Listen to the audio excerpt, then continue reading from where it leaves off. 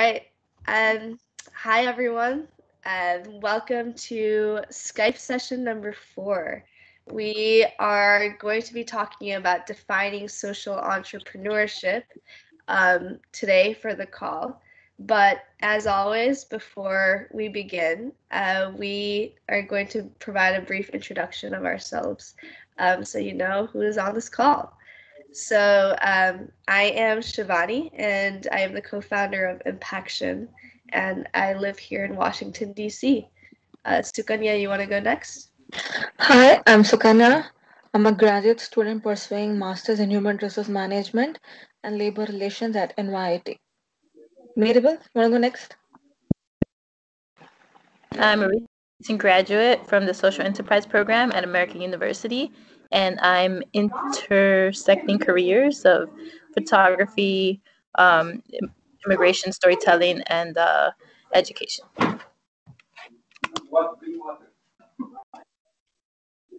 Okay, I'll go. I'm Meghna. I am the UX designer for Impaction, and I also live in Washington, D.C. Okay, I'll go. I'm Tanvi. I'm the product manager for Impaction. I am currently living in New Jersey right now, and I'm also a recent graduate from University of Maryland. Okay, I can go. My name's Adam.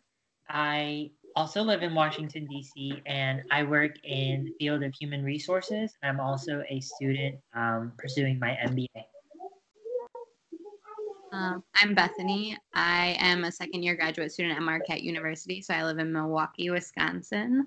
And I'm studying international affairs, and my interest areas are refugee integration and like gender development.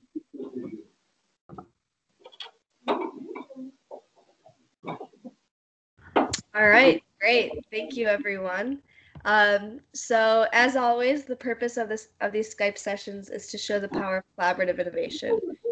Trying to understand that everyone comes from various perspectives, various schools of thoughts, and every other week we discuss your ideas regarding a specific topic that we have chosen beforehand as a group. So as always, thank you for being here. Today we are going to be having more of a debate instead of a discussion, like we said. And this is going to be continuing the discussion from 2 weeks ago in regards to an article from the Stanford Social Innovation Review named Social Entrepreneurship, this case for a definition.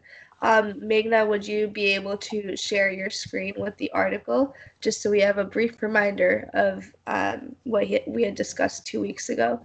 Sure. I'm actually already sharing it. Can everyone see it? Yes. Yes. Perfect. Okay. Awesome. So yeah, this article was by Roger L. Martin and Sally Osberg, and it discusses the need of defining the term social entrepreneurship in the modern world. So today's discussion will be around a debate on whether the term social entrepreneurship should be defined inclusively or exclusively. Proponents for defining the term inclusively will argue why anyone can be a social entrepreneur if they want to make a positive change in the world. And while proponents for defining the term exclusively will argue why a precise definition for social entrepreneurship is necessary to ensure a better future for a group or society at large. Just for your information, we have chosen who is going to be on the inclusive side versus who is going to be on the exclusive side. The ones who are going to be on the inclusive side will be Meghna, Tanvi, Adam, and the people who are going, and Bethany, and the people who are going to be on the exclusive side are going to be Maribel, Sukanya, and myself. So yeah, let's start the discussion. We will start with the inclusive side. Anyone is please share ideas, share your initial thoughts to kick off the session.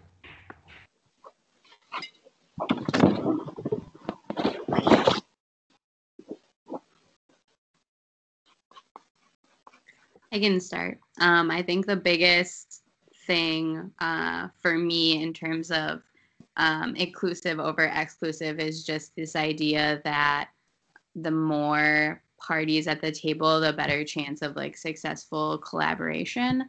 And it may sometimes be the case that not everyone at the table can provide the right things, or is not like focused on the same indicators, but everyone brings like different resources and viewpoints to the table. So the more people we have, the better chance we have of solving difficult problems.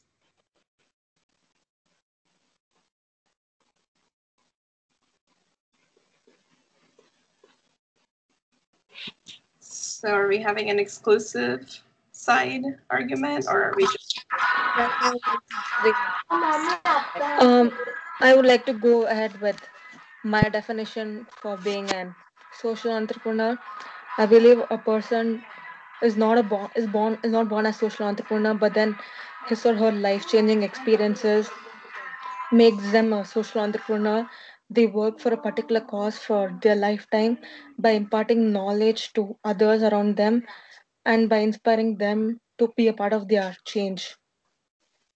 So they have their own established organizations and work for that particular cause throughout their lifetime by raising funds and volunteering and employment opportunities for others around them and by inspiring everyone globally is my definition of a social entrepreneur.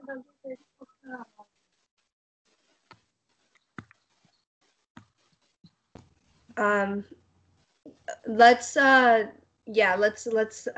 hear more from the inclusive side, and then we can start the debate.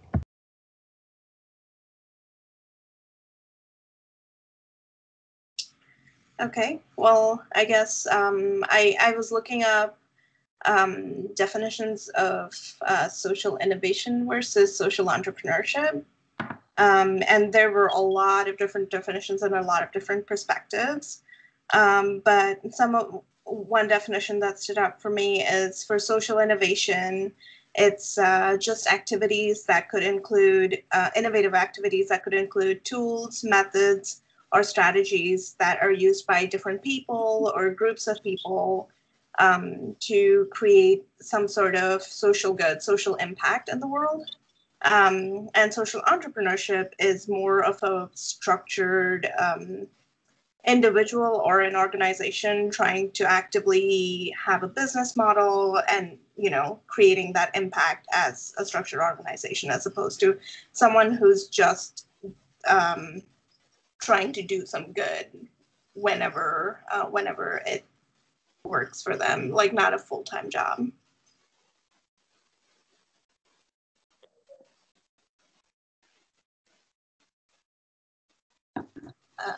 Tanvi, do you want to go? Yeah.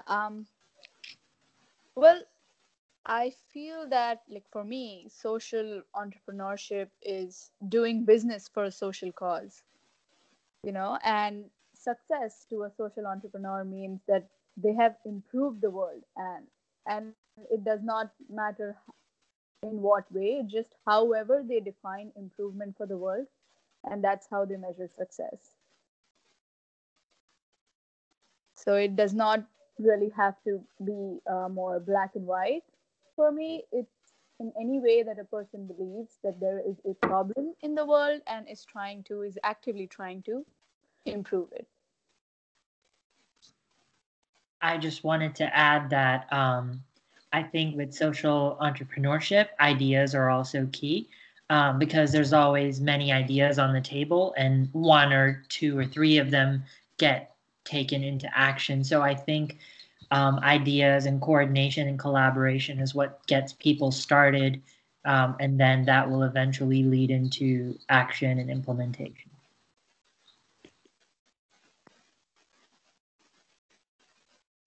All right, thank you, inclusive side. Got a lot to think about already, but whoever wants to go on the exclusive side, please feel free. Shani, what do you feel is the appropriate definition for social entrepreneur? Well, I think that Meghna touched on it before, but I think a social entrepreneur is someone who who ultimately wants to create a venture or a business, or has already started a business for a social cause. I think it's a very exclusive term, because social entrepreneur, the social aspect, like we talked about 2 weeks ago, makes it seem like it's a little bit more abstract versus it's less about tangible goods. You're talking about impact measurement, and that's always subjective, and that's why we're having this conversation today, because it's a relatively abstract term. But with entrepreneurship, makes me think of a business, makes me think of a venture, makes me think of tangible, quantifiable goods, that you would be able to measure and scale over time. That's why I think that when it comes to social entrepreneurship, the two words end up, they're kind of, to me, they seem like they're polarizing terms. One is abstract and one is tangible. But the one that holds more weight in my eye is entrepreneurship. You're going to be able to start a new venture, a new organization with social impact in mind. Though social impact is the foundation, it is the central point. It ultimately you are creating a tangible good that can be measured over time. So that is why I advocate that this is an exclusive term.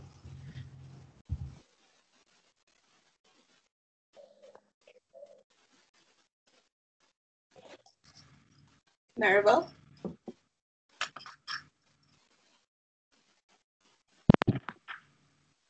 Can you hear me? Yeah.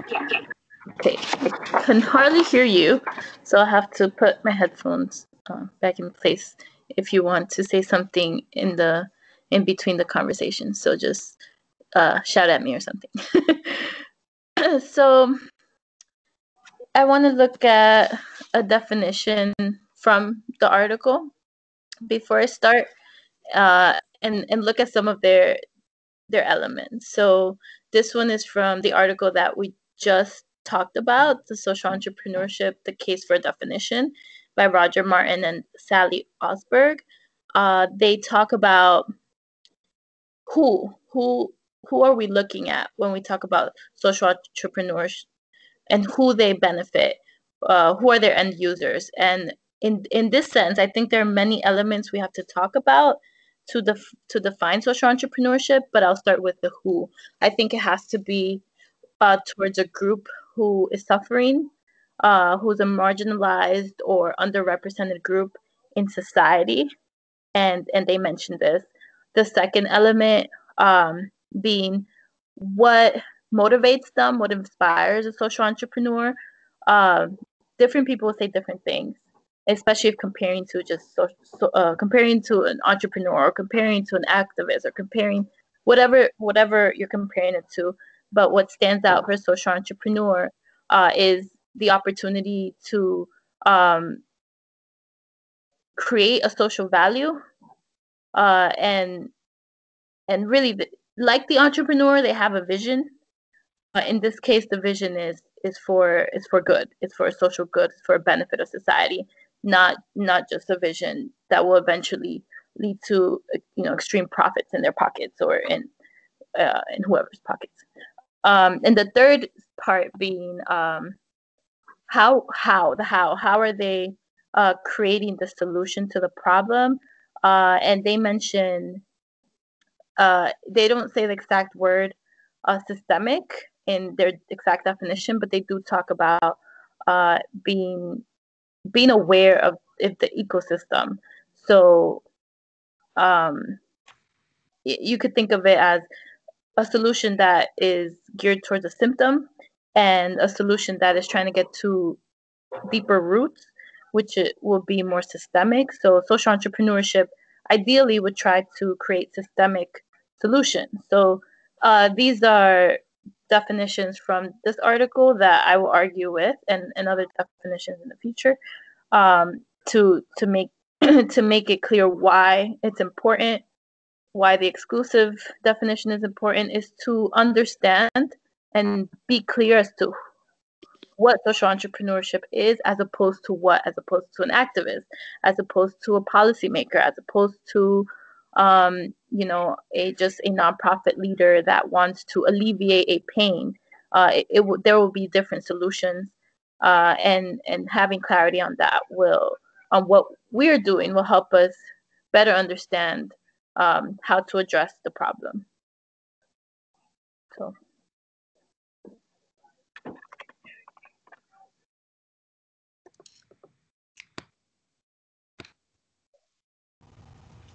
This makes me think of a trade-off that I see in an inclusive versus exclusive, because the inclusive team mentioned that you would be able to bring more people to the table, which I think is a very valid point.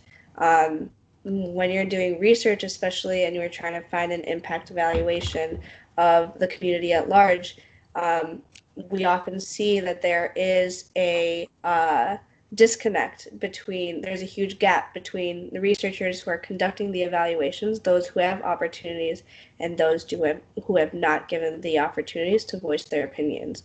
So oftentimes there's a huge disconnect between the people at the quote unquote top and the people at the quote unquote bottom. So yeah, I just want to know any thoughts in regards to this, and whether or not you all think that this is actually the case for especially defining social entrepreneurship in this matter.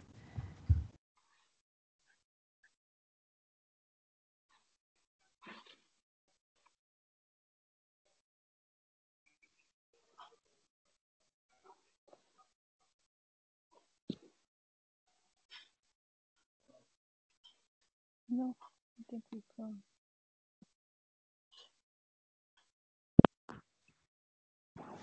Are you guys frozen? Oh. No.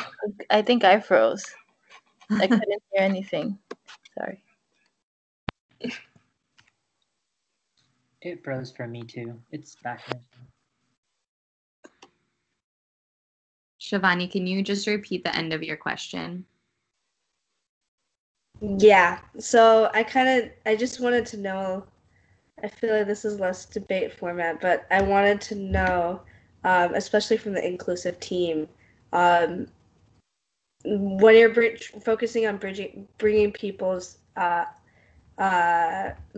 more people to the table, what, and actually having the opportunity to come to the table, how does defining social entrepreneur provide you with opportunities, especially if I'm trying to figure out, like, what are strategies, what is your thought behind bringing more people to the table to voice their opinions in regards to opportunities that are present or may not be present to them in the first place, because there's a disconnect between the people, policymakers and researchers, that are conducting these analyses and people who are going to be impacted by these various analyses. So I see a disconnect, and I was wondering if any of you do as well.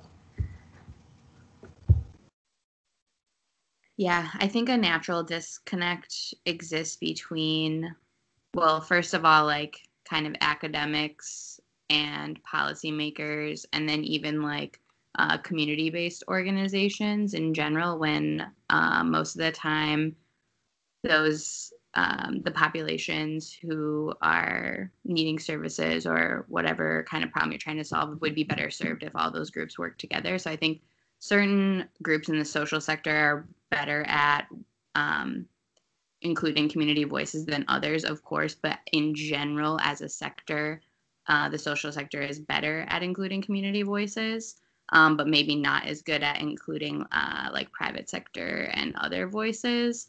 So, and then vice versa too. The private sector isn't always great at including constituent voices in a way that's like really productive, especially if they're not doing it for, they're maybe doing it, but more from like a business perspective than like a meeting needs perspective.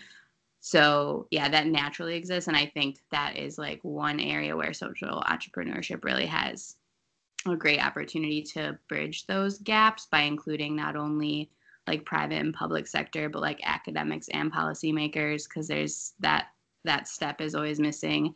And it's hard to, when you're trying to do like, especially community-based research, to remain like neutral and unbiased as a researcher, because you're working with like populations on an issue that you're really invested in, and you want to make sure that they're included and that their perspectives are like the focus of the project. But it's hard to do that without like being biased as well. So those are issues in almost any field, I think. But the more we kind of talk through them and figure out which boundaries need to be set where, hopefully that will get better over time. I think some sectors are better at doing it than others, but the more we kind of like talk about this with different groups and different perspectives, people have solutions that other people may not have thought of to that problem, possibly.